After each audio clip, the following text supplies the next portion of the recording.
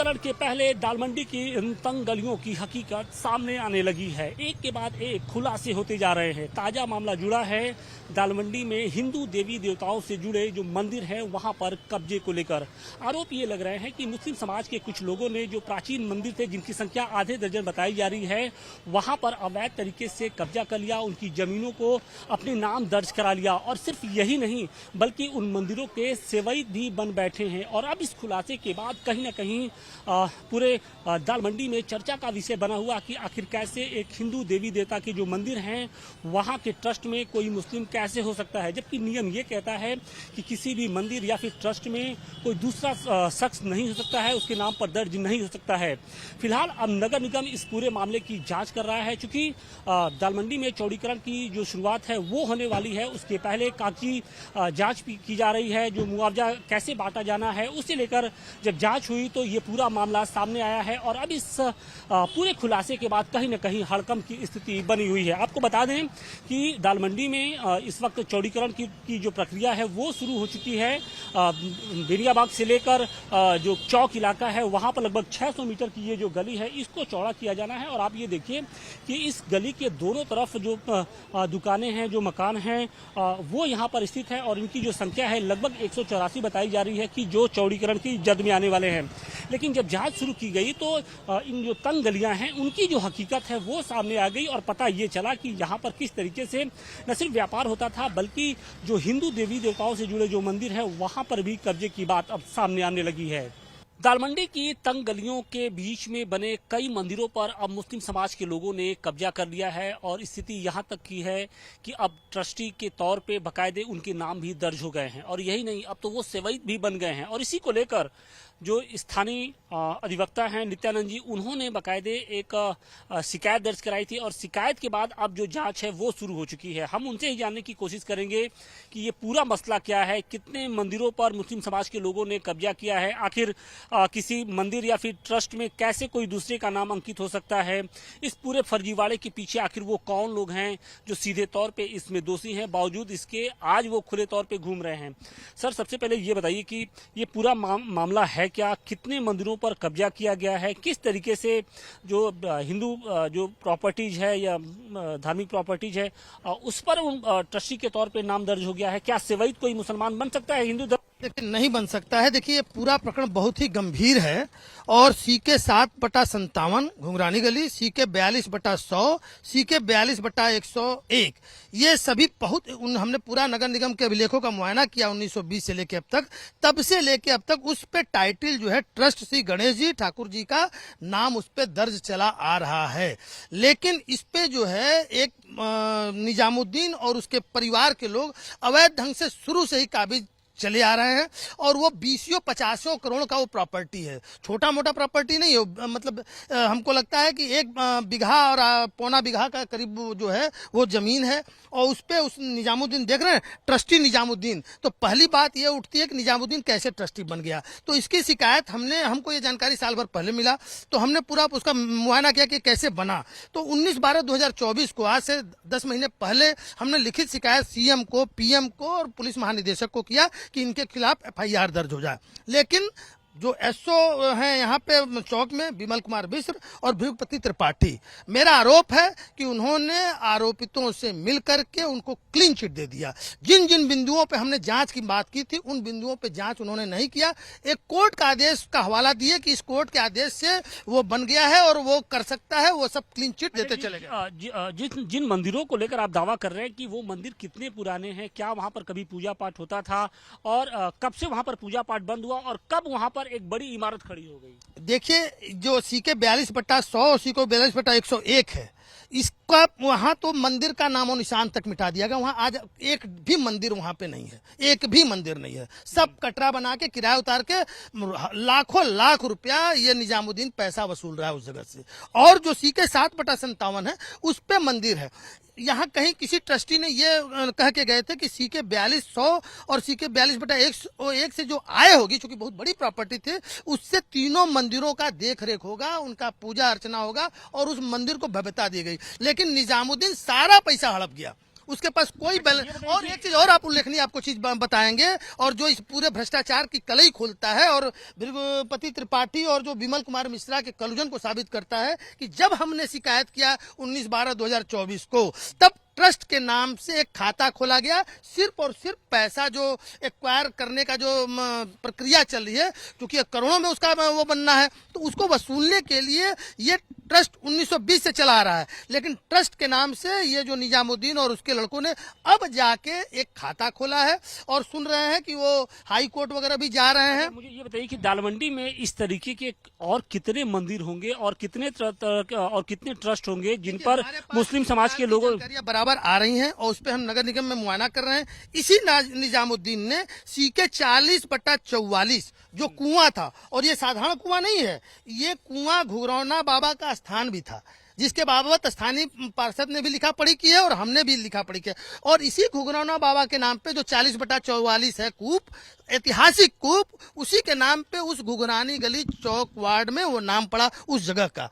उस कुएं को उसने पाट दिया, उसके ऊपर 40/45 एक नया मकान चढ़ा दिया। तो कहने का मतलब उस कुएं के अगल बगल भी जो मंदिर था सीके 40/44 पर, उसको भी उसने डिमोलिश कर दिया, घुघरौना बाबा को नष्ट भ्रष्ट कर दिया। वो उसके ऐतिहासिक तथ्य हैं, उसके धार्मिक और पौराणिक स्थल थे, जो कुएं थे, उन पर कब्जा कर लिया गया, एकदम उस पर पूरा मकान बना लिया। बीडीए को तमाम शिकायती पत्र हमारे जो भी इंफॉर्मेंट थे उन्होंने दिया, और लेकिन बीडीए ने कोई कार्रवाई नहीं किया। और इस कुएं पे भी 40/45 जो ऐतिहासिक घुघराना बाबा, अब तो ये परतें खुलने लगी हैं क्योंकि अब चौड़ीकरण की प्रक्रिया शुरू होने जा रही है, तो ऐसे में मुआवजा भी दिया जाना है। तो क्या उनके पास कोई कागजात होगा कि ताकि वो लोग जो पीडब्ल्यूडी विभाग है उनको दे पाए? देखिए, ये मैटर इतना गंभीर है कि यदि उत्तर प्रदेश के यशस्वी मुख्यमंत्री योगी बाबा इंटरफियर नहीं करेंगे, सिर्फ इतने दिन से हम शिकायत साल भर से कर रहे हैं।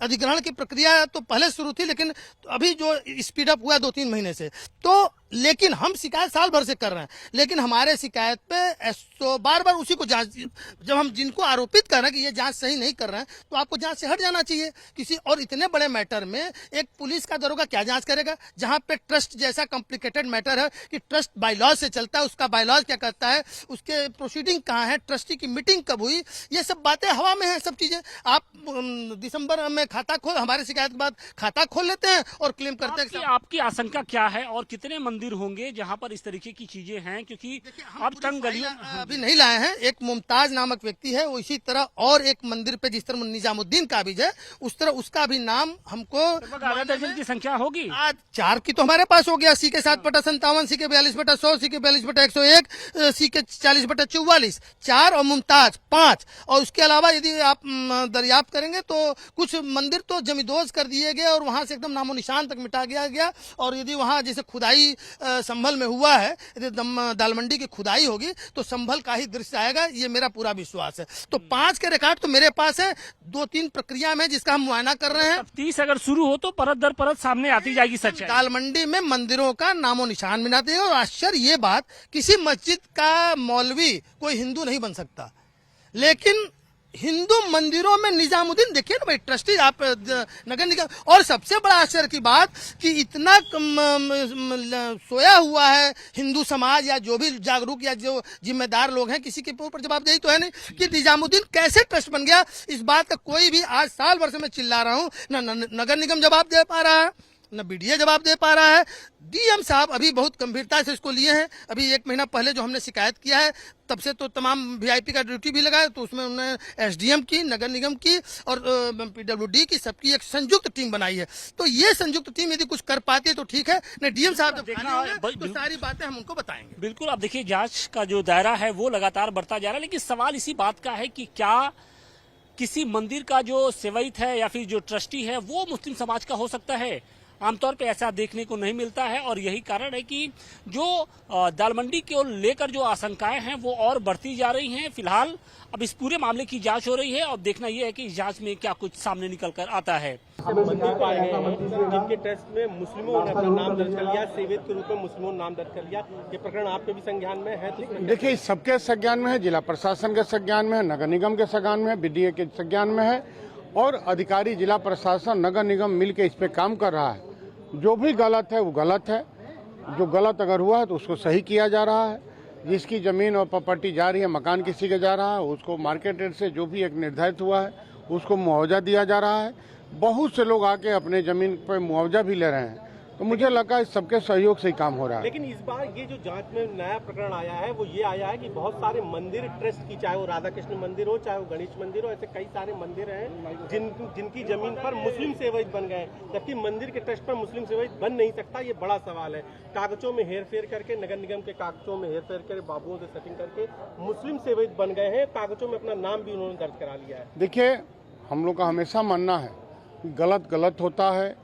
अगर जो भी गलत किया होगा वो दंडित होगा, जो गलत कराया है वो दंडित होगा, और एक मानक बनेगा कि भविष्य में कोई भी अधिकारी, कर्मचारी या कोई व्यक्ति अगर नगर निगम चाहे जिला प्रशासन से अगर गलत कराया है तो भविष्य में उसको एक उदाहरण ऐसा नगर निगम और जिला प्रशासन देगा तो भविष्य में ये गलती न हो। ट्रस्ट की जमीन पर वैसे भी नाम नहीं चढ़ सकता, ये भी एक बड़ा प्रकरण इस पूरे जांच में। ये प्रकरण सबके जानकारी में है। मुझे लगता है कि जिलाधिकारी की टीम, नगर निगम की पूरी टीम इस पर लगी हुई है, काम कर रही है, और हमें लगता है बहुत अच्छा रिजल्ट आएगा। चौड़ीकरण कब तक होना है और कब तक? देखिए, ये तो प्रक्रिया है। जिला प्रशासन उसमें बहुत अच्छा पिरोडी, जिला प्रशासन उसमें लोगों का हम सहमति के आधार पर काम कर रहा, और ये चौड़ीकरण होगा तो मुझे लगता है बनारस के लिए इससे बड़ा काम, जो लोग हम गदौलिया जाते हैं, गिरजाघर जाते हैं, हम दाल मंडी से ही होके हम मंदिर चले जाएंगे तो हमें लगता है रोज जो लाखों पर्यटक आते हैं, ये उनके लिए, जो काशी के लोग हैं जो जाम से